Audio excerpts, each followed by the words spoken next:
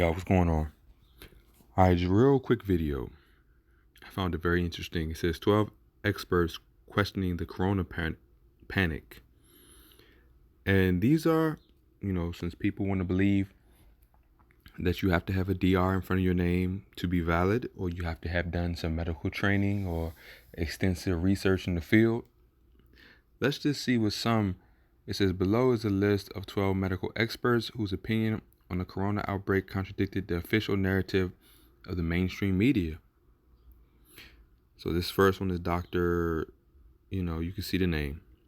Specialist in microbiology, professor at Johannes Gutenberg University of the Institute of Medical Microbiology and Hygiene, one of the most cited research scientists in German history. And he says, we are afraid that 1 million infections with the new virus will lead to 30 deaths per day over the next 100 days, but we do not realize that 20, 30, 40, or 100 patients positive for normal coronaviruses are already dying every day. Already dying every day. And that's what I said from the beginning. The people that have died would have died anyway. But your government won't say that. Sad, yes, I know. But it's a reality. People die every day from a lot of things. The world shouldn't shut down for a natural process of life. And if you can just read, I don't want to read too much. But it says the government's anti-COVID-19 measures are grotesque, absurd, and very dangerous. The life expectancy of millions is being shortened. This horrifying impact on the world's economy threatens the existence of countless people. You can just read this. I'm going to go to the next one. This is Dr. Wolfgang Wodarg, is a German physician specializing in pulmonology. And he says politicians are being courted by scientists who want to be important to get money from their institutions. I said that. Scientists who just swim along in the mainstream and want their part of it. Yes, exactly. So we don't even have to go any deeper to that.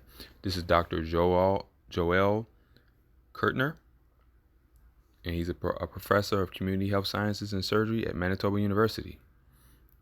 He says, I've never seen anything like this, anything anywhere near like this. I'm not talking about the pandemic because I've seen 30 of them. One every year. It's called influenza, which I've also said was very high this year and killed more people than this incident that we're dealing with now, and it's projected to do 2.5 times more damage than this. I'm not even going to say the name anymore. And other respiratory illness virus. We don't always know what they are. Boom. But I've never seen this reaction. I'm trying to understand why. There is no understanding logically. This is a manipulation control tactic by the world government that's been in play for a long time. This is Dr. John, I'm not even going to say it, professor of medicine at Health and Research and Policy at Stanford University School of Medicine. Close to home, y'all.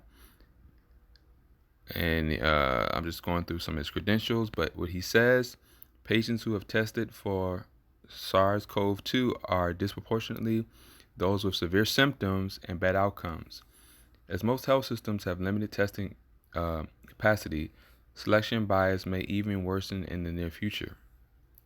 The one situation where an entire closed population was tested was the Diamond Princess cruise ship and its quarantine passengers.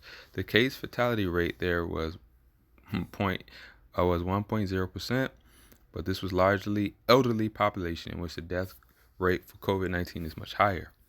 These are even people who are just analyzing their statistical data, which, again, I'm going to question that. So you can just read through this. I can't spend too much time saying everything. This is Dr. Yoram Lass, an Israeli physician, politician, for people who think the Jews control the world. Let's see what he says. Italy is known for its enormous morbidity and respiratory problems, more than 3 times any other European country. Again, pre-existing conditions, people with weakened and compromised immune systems will likely die from anything, including just being alive for a long time. In the U.S., about 40,000 people died in a regular flu season, and so far 50 people have died of the coronavirus. Look at that number, folks. I'm just going to go through this. We got Dr. Pietro Renazza, Swiss physician. specializing in infectious diseases. We got people all over the world, y'all, not just U.S., all over. And he says we have reliable figures from Italy and a work by epidemiologists, which has been published in renowned science journals, which explain the spread in China. This makes it clear that around 85% of all infections have occurred without anyone noticing the infection. 90% of the deceased patients are verifiably over 70 years old, 50% over 80 years. Wow, they were going their way out anyway. Fact of life. I'm going to keep going. You can read. And I'm just going to, man, it's the same thing. This is Professor Hendrik Streich, a German HIV research epidemiologist and clinical trialist. The new pathogen is not that dangerous. It's even less dangerous than SARS-1.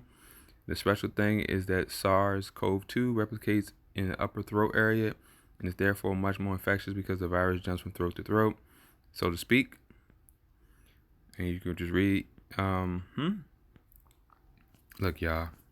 It's wild. I'm not even going to read all these because I've read enough. Just read what these people have to say.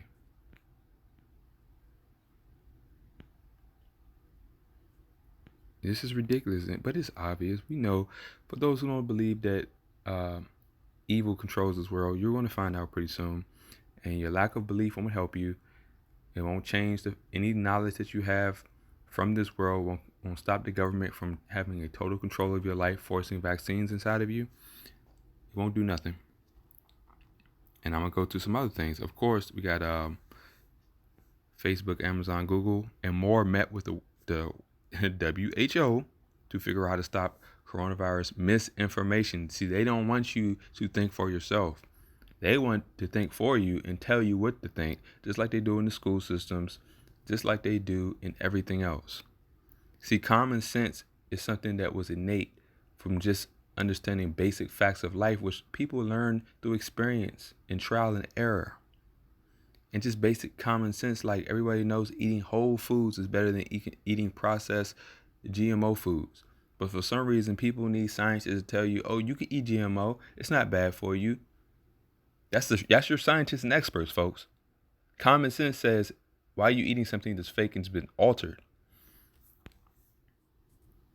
And I'm sick of people talking about these freaking professionals and experts.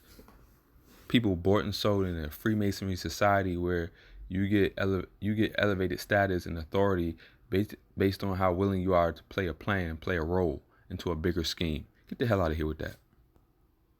Don't work on me. Once again, your people said that it's not a global health crisis. This was in January 24th. This was the people that the government allegedly is trusting. And once again, their old tweet. Preliminary investigations conducted by the Chinese authorities have found no clear evidence of human-to-human transfer. Look, they keep changing their own words, man. First, the masks work. Now they don't work. Now they do work. A negative test result doesn't mean that you're not infected. Now we have 5 minutes testing.